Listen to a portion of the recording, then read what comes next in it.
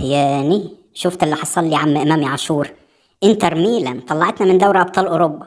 ده أنا كان نفسي أفوز بيها السنة دي مع برشلونة. أصل أبويا حلف عليا طلاق إن ما فزتش بدوري الأبطال هيخليني أبطل كورة وأقعد أذاكر في الثانوية.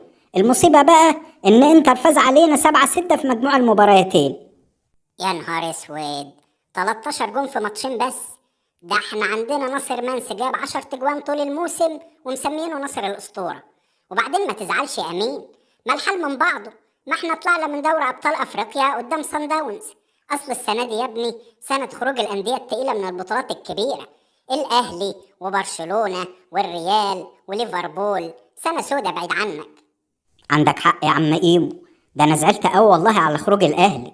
ده أنا كنت متابع كل الماتشات بتاعتكم وبحب الأهلي أوي. بس أحسن حاجة عملتوها إنكم مشيتوا كولر، هو اللي كان السبب.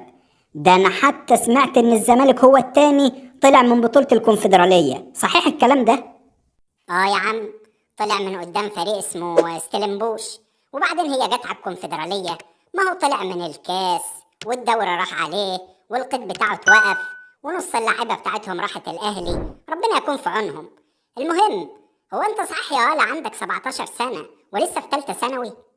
بتفكرني ليه بس بالثانوي يا عم إمام؟ كان يوم اسود يوم ما دخلت مدرسة كاتالونيا الثانوي بنين دي.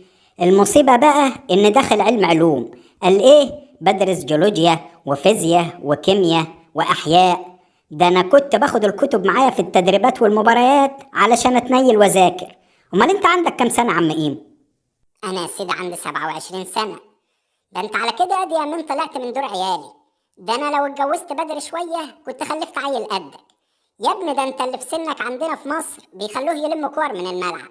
ده احنا عندنا العيل بيبقى عنده 23 سنة وبنقول عليه لسه ناشئ. لا يا عم إيمو حاسب بقى، ده أنا أمين جمال وبيغنوا لي بالموال. أنا بفضل الله في سن ده لعبت مع برشلونة أكتر من 100 مباراة وجايب 21 جون وعامل 33 أسيست جامدين فحت، واخد 3 بطولات، الدوري الأسباني وكاس الملك، وآخر حاجة كاس السوبر الأسباني من كام يوم لما علمنا على الريال وبقلشناهم. يا ابن اللعيبة، امال يا واد لما يبقى عندك 27 سنة هتعمل ايه؟ هتنزل الملعب تاكل الجماهير والنجيلة؟ بس خلي بالك، انا برضو ايمو الحراق.